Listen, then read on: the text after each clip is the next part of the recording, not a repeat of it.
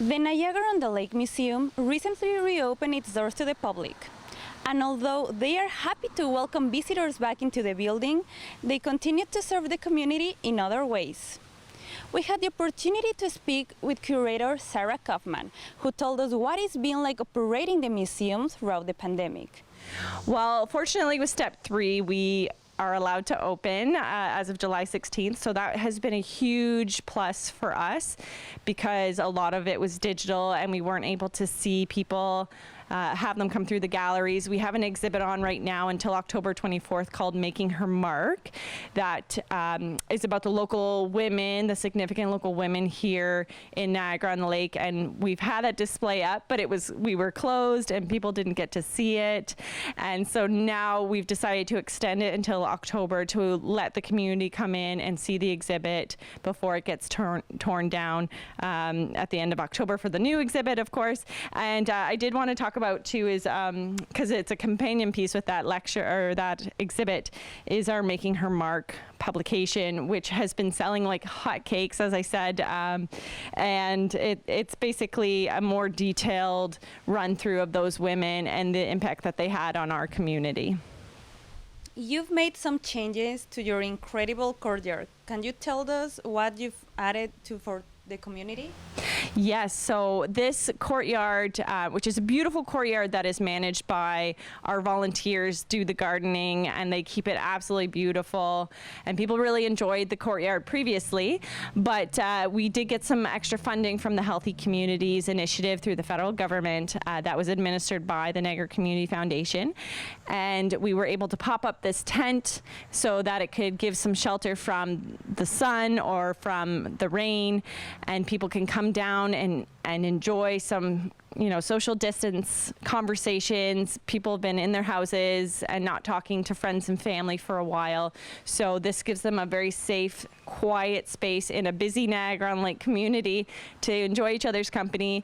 And anyone who's here, while they're here, we have a free Wi-Fi as well, so they can, answer emails on their phone, or they can check out social media. They can check out the museum's virtual collection that's online. So we've provided some QR codes as well in here, as well as the password for the internet use, so they can sit here and enjoy that too. We're also bringing in some accessible benches to sit on. We're enjoying a couple benches right now and some receptacles and such. So it's been really, really great and an opportunity for us to host the community in here. We've got a group of local vendors who are under the umbrella of Sorella. They're coming to do a market here on August 14th from 10 to 6 p.m.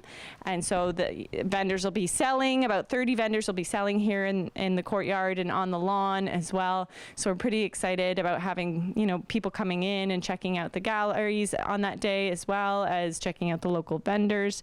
And then other events that we're doing actually in August include, we're doing a silent movies series. So it starts on August 19th at dusk, of course, because we want it to be dark here at the museum. And the first silent movie is Charlie Chaplin's City Lights on August 19th. And then August 26th, we've got Buster Keaton's The Cameraman.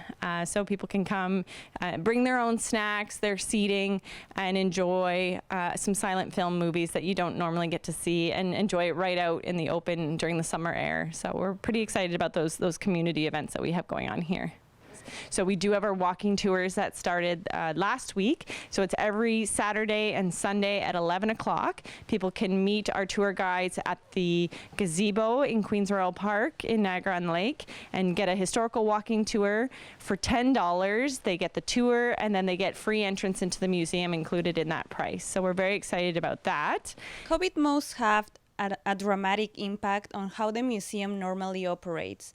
How have you adapted over the last 17 months? Yes, it's been quite tricky, you're right. So we have adapted by going digital, and we did that almost immediately after things shut down. And so we have our online lecture series that we did throughout COVID, and actually we're going to continue with this October. October 6th is our first online lecture, and that'll be at 11 o'clock, and it's on the archaeology that they did at the apothecary here in town. And then we also did some videos and interactive videos like that are on YouTube. So mini documentaries about Niagara-on-Lake's history have been posted online. On social media, of course, is always an important thing to be a part of, and we've been doing a lot of Instagram and TikTok posts and Facebook and Twitter about all these videos, and people have really been enjoying it, and doing quizzes that we've posted. People love quizzes online, but of course also fulfilling our mandate of talking about the collection. So we've done a few videos or posts about artifacts in our collection that talk about our local history here. So people have really been enjoying that aspect of learning more about the collection through online venues. I understand you're offering memberships at the museum. What does being a member entail? Yes, of course. So being a member of the Niagara Historical Society, which is, the Niagara-On-The-Lake Museum, is tied together. So they get free admission into the museum. They get 10% off in our gift shop. And members are a part of, the major decision making of our organization. They get free admission to a lot of our events, like our lecture series, of course, which are always very, very popular. They get free admission into that. And they get advance notice about events that are going on with our organization, but we also hand out cultural newsletter and events that are going on in the community. Another benefit is there are papers and pieces written by local historians, and anyone who wants to learn more about Niagara-on-Lake's history, they get immediate access as a member to that information with our weekly emails that come out.